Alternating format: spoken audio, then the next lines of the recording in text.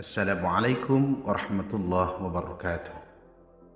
Sahabat beriman yang dirahmati Allah, syukur alhamdulillah pada kesempatan kali ini kita bisa berjumpa kembali di channel yang insya Allah menginspirasi dan memotivasi dalam kehidupan.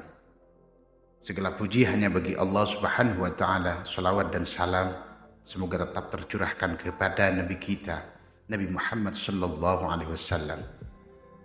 Sahabat HR Channel, pada kesempatan kali ini kami akan bercerita sebuah kisah gambaran kekayaan Qarun dan nasib tragis akibat kesombongannya. Namun sebelum lanjut, jika sahabat semua berkenan untuk membantu subscribe, like, comment, and share channel ini agar sahabat semua tidak ketinggalan update terbaru dari channel ini. Terima kasih. Siapa yang tak mendengar nama Qarun? Seorang sosok kaya raya di zaman Nabi Musa, tapi namanya melegenda hingga sekarang. Kisahnya diabadikan dalam Al-Quran, bahkan menjadi peribahasa atau ungkapan di masyarakat guna menggambarkan seseorang yang mirip dengan tabiatnya atau menisbatkan harta yang ditemukan terpendam dalam tanah, yaitu harta Qarun. Dari ungkapan itu, mungkin yang paling sering terdengar di masyarakat, sayangnya ketenaran nama Qarun bukan karena kebaikannya, namun karena kesombongan, kekikiran, dan nasib tragis yang dialaminya. Lantas apa yang menyebabkan dirinya sombong?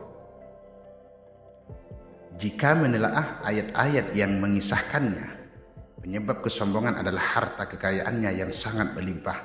Ia lupa terhadap zat yang menganugerahinya. Alih-alih bersyukur, ia justru bersikap arogan, kikir kepada kaumnya, dan menentang perintah Tuhannya. Demikian yang digambarkan dalam ayat Al-Quran berikut ini. Sesungguhnya Qarun adalah termasuk kaum Musa, maka ia berlaku aniaya terhadap mereka, dan kami telah menganugerahkan kepadanya perbendaharaan harta yang kunci-kuncinya sungguh berat dipikul oleh sejumlah orang yang kuat-kuat. Quran Surah Al-Qasas ayat 76. Disebutkan oleh Ibnu Juraid, nama lengkap sosok kaya raya itu Qarun ibnu Yashar, ibnu Qasid, ibnu Lawi, ibnu Yakub. Ia merupakan putra paman atau sepupu Nabi Musa alaihi salam. Pasalnya, Nabi Musa alaihi salam sendiri adalah putra Imran, sedangkan Imran adalah putra Qahid. Dengan kata lain, Qarun masih satu kakek dengan Nabi Musa alaihi salam, yakni kakek Qahid. Sementara jumlah kekayaannya sangatlah melimpah. Saking melimpahnya, sekelompok orang yang kuat keberatan membawa kunci-kunci gudangnya. Dalam riwayat Khaid Samah disebutkan, untuk mengangkut kunci gudang kekayaan Qarun dibutuhkan 60 bighal, sejenis kuda kecil. Ukuran kuncinya sebesar jari, bahannya terbuat dari kulit, dan setiap kunci digunakan untuk satu gudang. Tafsir At-Tabrani jilid 9 halaman 617. Walhasil, betapa melimpahnya kekayaan yang dimiliki Qarun. Namun, di balik kekayaannya, Qarun seorang sosok sombong dan gemar pamer kemegahan. Itu pula yang dikisahkan dalam ayat berikutnya. Maka keluarlah Qarun kepada kaumnya dalam kemegahannya. Para ulama tafsir menjelaskan, Qarun keluar dengan baju mewah diiringi dengan 300 gadis berbaju merah dan 4.000 kendaraan kuda. Tak heran iring-iringan Qarun itu mengundang decak kagum mereka yang gandrung terhadap harta kekayaannya. Sebagaimana terekam dalam ayat Al-Quran, moga-moga kiranya kita mempunyai seperti apa yang telah diberikan kepada Qarun. Sesungguhnya ia benar-benar mempunyai keberuntungan yang besar. Quran Surah Al-Qasas ayat 79. Namun tak sedikit kaumnya yang mengingatkan, janganlah kamu terlalu bangga. Sesungguhnya Allah tidak menyukai orang-orang yang terlalu membanggakan diri.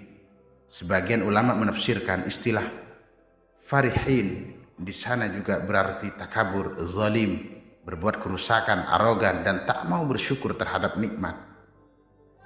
Tak hanya itu, Qarun juga seorang kaya raya yang sangat kikir dan menolak mengeluarkan zakat. Hal itu seperti yang diungkap oleh Ibnu Abbas disebutkan, ketika datang perintah zakat, Nabi Musa alaihissalam pergi menemui Qarun dan memerintahnya mengeluarkan zakat sebesar 1 dinar dari setiap 1000 dinar hartanya, 1 dirham dari setiap 1000 dirham, 1 kambing dari setiap 1000 kambing, dan seterusnya. Setelah Qarun menghitung seluruh hartanya, ternyata jumlah zakatnya sangat besar. Kekikiran dan kegandrungannya pun mulai menghalangi hatinya untuk mengeluarkan zakat. Alih-alih mengeluarkan zakat, ia malah mengumpulkan sekelompok Bani Israel dan mencoreng nama baik Nabi Musa alaihissalam. Ia berkata, selama ini kalian taat terhadap apa yang diperintahkan Musa. Tahukah kalian, sekarang Musa ingin mengambil harta kalian? Mereka menjawab, engkau adalah pembesar dan memimpin kami. Perintahlah kami apapun yang engkau mau. Akibat kesombongan dan kekikirannya, Qarun pun ditenggelamkan ke dalam bumi. Demikian seperti yang diungkap dalam Al-Quran. Maka kami benamkanlah Qarun beserta rumahnya ke dalam bumi. Maka tidak ada baginya suatu golongan pun yang menolongnya terhadap azab Allah. Dan tiadalah ia termasuk orang-orang yang dapat membela diri. Quran Surah Al-Qasas ayat 81. Kala itu Allah menurunkan wahyu kepada Musa alaihissalam untuk memerintah bumi apapun yang diinginkannya. Begitu Nabi Musa alaihissalam datang dengan wajah sangat marah, barulah Qarun merajuk, wahai Musa, sayangilah aku. Sementara Nabi Musa alaihissalam tak bergeming. Beliau lantas berkata pada bumi, wahai bumi, ambillah mereka. Seketika rumah Qarun mulai bergetar. Qarun dan antek-anteknya mulai dibenamkan hingga bagian lututnya. Rumahnya ikut turun sedalam lutut. Qarun kembali merajuk, sayangilah aku Musa.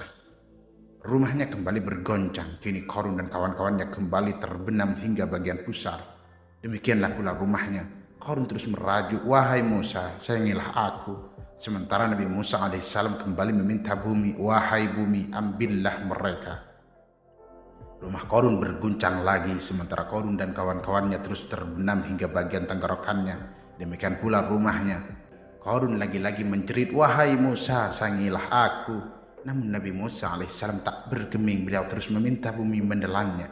Hingga akhirnya Qarun dan kawan-kawannya hilang seluruhnya ditelan bumi.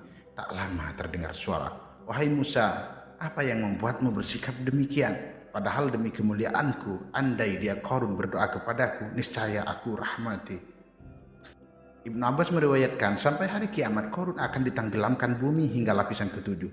Sementara Ibnu Juraij menyebutkan setiap hari ia ditenggelamkan setinggi tubuhnya. Namun walau sampai hari kiamat, ia tidak akan sampai ke lapisan bumi paling bawah. Akhirnya video pembahasan kali ini, jika terdapat kesalahan atau kekeliruan, kami minta maaf yang tiada batasnya. Akhir kata, wallahu a'lam bishawab. Wassalamualaikum warahmatullahi wabarakatuh.